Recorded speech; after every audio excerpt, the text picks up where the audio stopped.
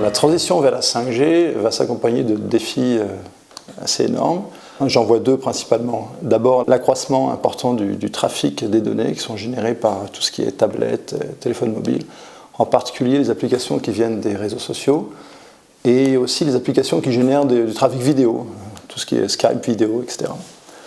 Il y a un deuxième défi important qui est un peu plus nouveau, un peu plus différent, c'est la multiplication des sources et des objets qui vont générer tout ce trafic. Demain, les voitures seront connectées, les bus, les trains, et il y aura aussi des capteurs dans la ville intelligente, des capteurs dans la maison intelligente.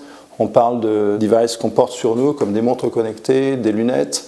Tous ces appareils vont générer du trafic qu'il faut ensuite faire remonter dans le réseau fixe, et le réseau fixe doit essayer de traiter l'ensemble de ces données. Donc ça pose des défis assez énormes.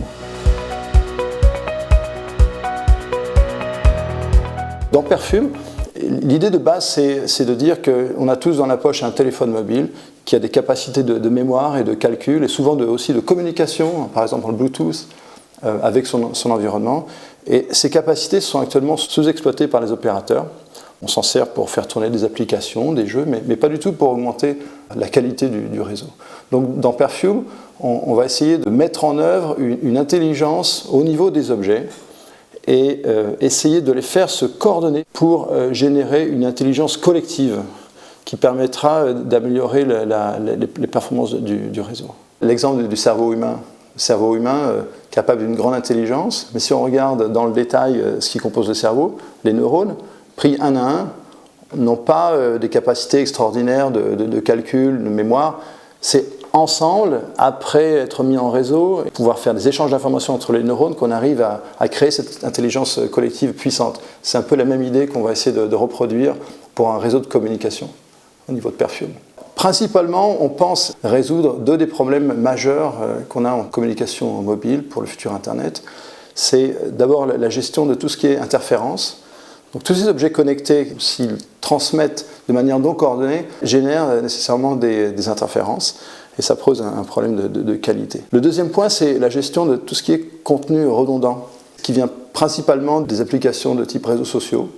Je vous donne un exemple. On est dans un match de foot, on utilise une application type Skype ou WhatsApp, on essaie de renvoyer une petite vidéo filmée du match, et on peut avoir un voisin à côté de soi qui est en train de faire une vidéo avec un angle de vue quasiment identique du même match.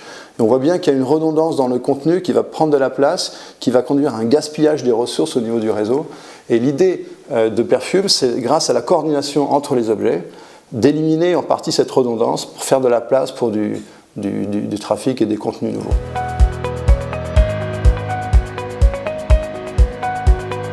Il y a plusieurs défis techniques, scientifiques.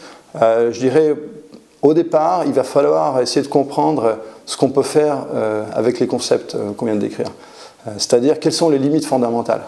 Donc là, il s'agit de combiner des outils théoriques, par exemple la théorie de l'information, avec d'autres outils qui n'ont pas été associés dans le passé ensemble, par exemple la théorie de la décision distribuée, donc, qui vient du contrôle en fait. Donc le contrôle et les communications traditionnellement n'ont pas été envisagés ensemble, là on va les mettre ensemble pour essayer de donner une idée des limites fondamentales. Qu'est-ce qu'on peut faire au mieux avec un réseau dont les objets connectés pourraient être coordonnés.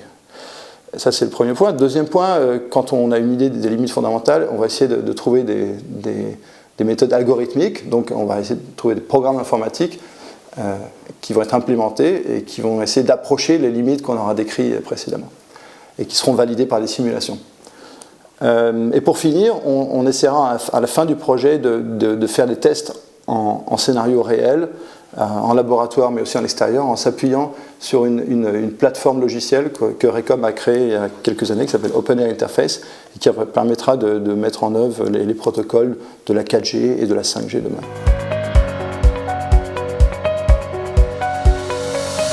Il faut que je crée une équipe autour de moi avec des talents, des chercheurs brillants, et je profite de cette petite vidéo pour faire appel aux étudiants qui m'écoutent, en master ou en thèse, pour qu'ils puissent rejoindre notre équipe. Le fait de travailler dans un environnement d'un projet ERC où on a une grande flexibilité, une grande liberté, puisque le financement est donné par Bruxelles pour faire avancer la recherche sur des points fondamentaux. Ça, c'est quelque chose qui est en général très motivant pour les jeunes chercheurs.